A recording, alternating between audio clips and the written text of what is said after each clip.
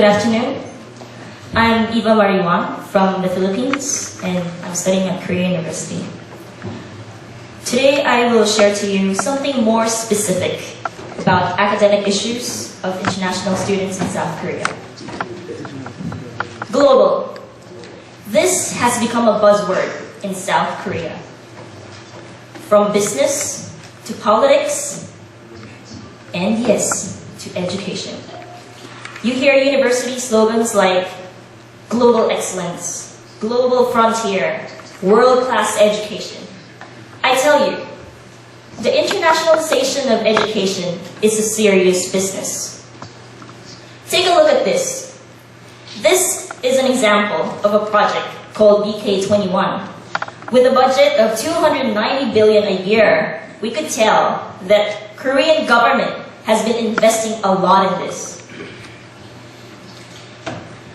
With a strong desire to enhance international profile, Korea actively recruited international students the past years. Now we see a dramatic increase of numbers. From a mere 23,000 in 2005, we're anticipating 100,000 students this year. International students come to Korea in different capacities, either for short-term or long-term stay. But why would these students come to Korea?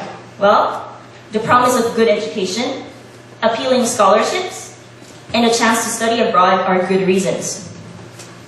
And not to mention the probability to see the Hollywood stars we see on TV. However, after coming to Korea, some students would realize that their expectations are far from reality. It is not the warm, fuzzy feeling any longer, as frustrations and regret start to seep in. In fact, MESD has affirmed this. Last year, they conducted a nationwide investigation on how international students are being managed. As a result, 11 substandard institutions were banned from admitting foreign students. 19 were ordered to improve policies and management. In line with these results, I will give you a glimpse of some international students' realities inside the university, particularly about academic issues. I will be discussing 4 points using real student cases. The names used here have been changed due to confidentiality. I will end my presentation by sharing some recommendations regarding these issues. So let's start with issue 1. University infrastructure and information dissemination. Every student's first encounter with a school is the website. On the screen is the website of SNU, the top university in South Korea. Through the website, we can use this to get information about courses, registration process, and other important announcements. For some international students who are not so competent in Korean, checking these kinds of websites is like cracking a code. But good thing that some Korean universities have English websites to refer to. However, not all international students are lucky to have a functional English website just like this. Unfortunately, to some, they can even access their English websites, as I checked, like this one. Speaking of websites, let's take a look at what Miguel, an undergraduate student, thinks about his school's English website. For him, the English website seems to be more of a publicity website for prospective students than a functioning one. Registrations, grades, homework submissions, they're all in Korean. This is similar to Carl's sentiment. During registration, he had to rely on tools like Google Translate in order to choose his classes. Well, there is an obvious difference between Korean and English websites. Korean websites are complete and updated, while English websites are simply just good for introduction. Okay, probably websites are quite time-consuming to translate, so maybe orientations can compensate. However, you'll realize that orientation wouldn't help as well. Usually, English orientation is only for exchange students. Exchange students have the privilege of having campus tours, buddy systems, but for regular students, either they have the orientation in Korean or none at all. But come to think of it, who stays longer in Korea? Who badly needs to know all the useful information, like knowing how to use the library for research? And who are the ones carrying the name of the school when they graduate? Well, they are the regular students. We hope that regular students would get their share of information as well. Let's go to the second issue, class instruction and environment.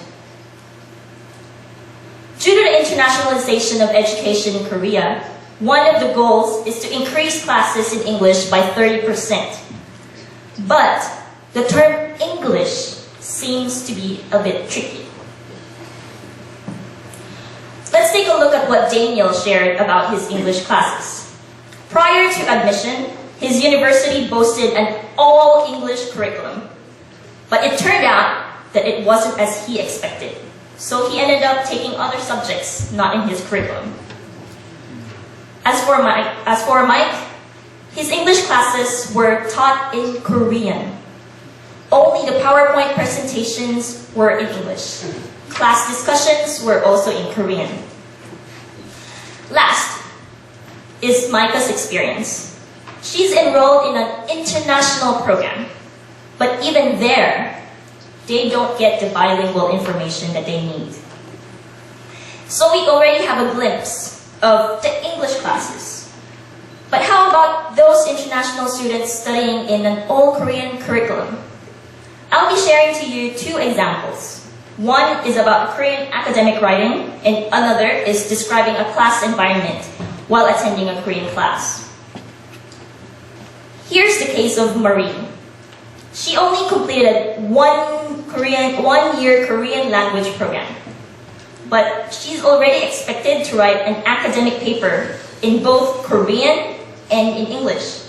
And she has to present her paper in Korean from introduction to conclusion in front of her class. With this, surviving in class seems to be impossible. How about schoolwork? Daniel shares that group work is a definite problem. Obviously, with linguistic limitations of a foreigner, surviving schoolwork is a tough job. Let's go to the third one, which is recruitment and scholarship management. One effective university recruitment strategy is none other than scholarships. But it seems that the term scholarship is quite misleading in Korea. Usually when we say full scholarship, there is an assumption that students receive the award due to one's merits. However, some scholarships here in Korea, students had to work in order to earn their scholarship money. For instance, working as an English tutor to get their scholarship allowance. But the question is scholarship same as assistantship? Before coming to Korea, Sunny thought everything would be provided by the school. But when she came over, they were informed that they had to work as English tutors in order to receive scholarships. This is similar to Gina. She shared, I just thought that this is an exchange student program and a scholarship for me. But it turned out that she had to pay all the expenses, the dormitories and the like, in order to receive, she had to pay all the expenses through her English tutoring salary. So this is the question, is this justifiable? Aside from the misleading form of scholarships, another issue is the huge differences among scholarships. Here you'll see different types of scholarship received by regular undergraduate students. It is clear that student A, a Korean government scholar, has the best offer among the three. But take a look at B and C. Well, maybe we're wondering, why would B and C agree with this kind of small allowance? Usually, students have no idea what they're getting into before coming to Korea. What they think about is free education, good education, and a good opportunity. Well, back in my country, 300,000 won would be high enough to get by in a month. But in Korea, go figure. Here's the last issue regarding scholarship. Aside from low stipend, some students even experience delays in scholarship allowance. As for Manuel, his allowance is the only source for him to buy food. With 1 month delay in allowance, do we expect Manuel to eat ramyeon every day? Finally, we come to the last point, the professor-student relations. After spending some time in Korea, you'll realize how different academic culture is. In Korea, professors are like gods. They're like untouchable. Their words are powerful, and even university administration couldn't do so much when problems occur. For instance, take a look at Satos, a PhD student.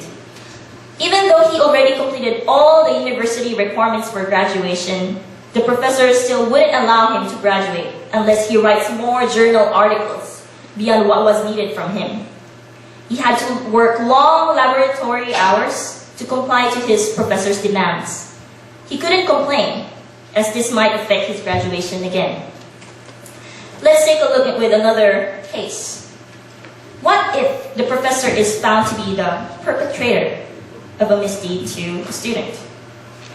Let's take a look at this case of M. M wrote a manuscript for patent application with her professor's promise that her name would be included in the patent once it is approved.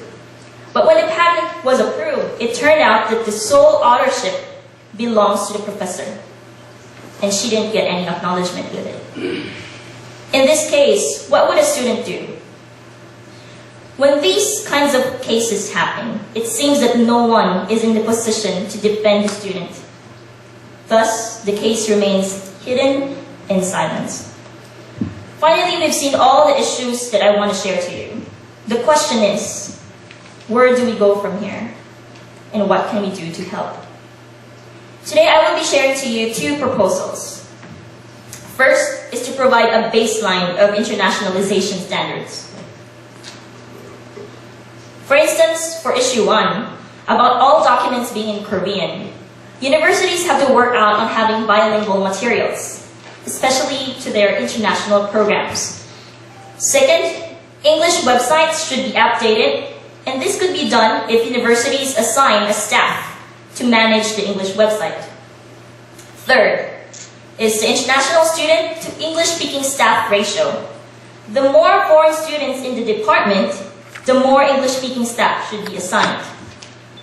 Lastly, universities have to strengthen links between international office and other departments with international students, and not just the exchange students.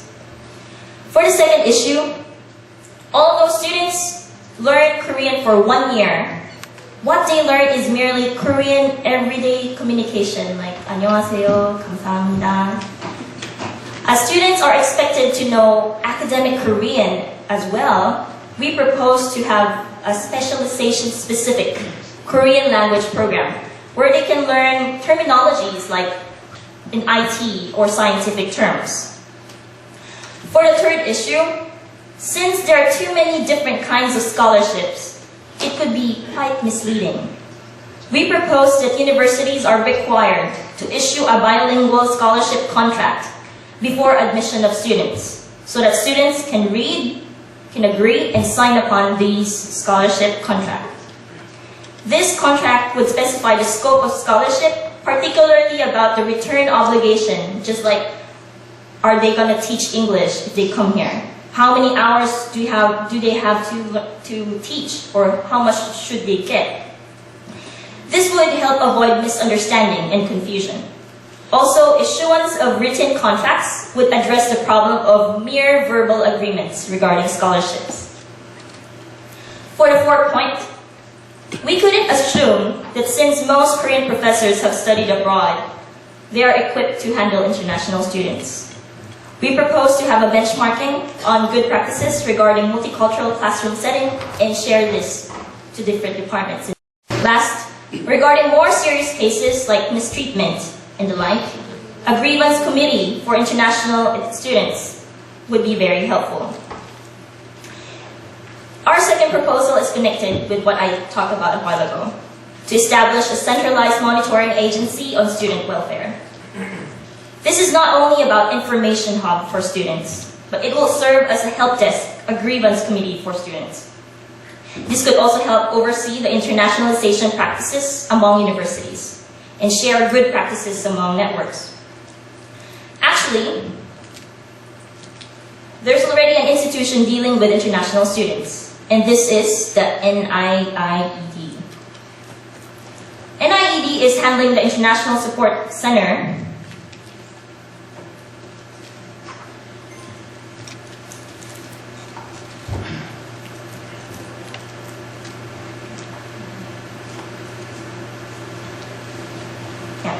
the NIED. NIED is handling the International Support Center.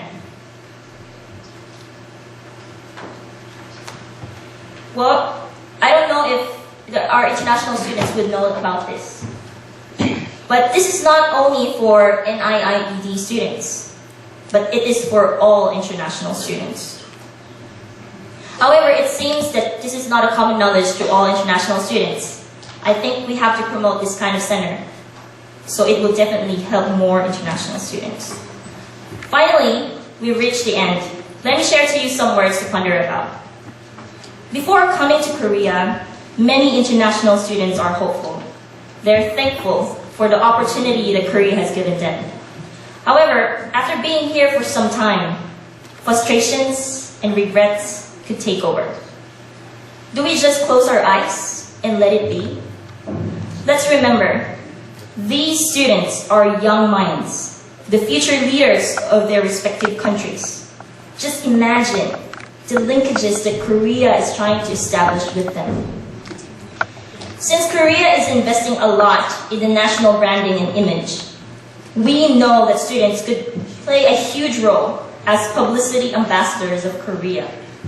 What they experience here is what they will remember and what they will talk about Korea. It goes beyond the K-dramas they watch and the K-pop they've listened. But it is not merely giving them opportunities to enjoy Korean culture. It is to care about their daily struggles. There are still many silent voices to be heard and to be uncovered.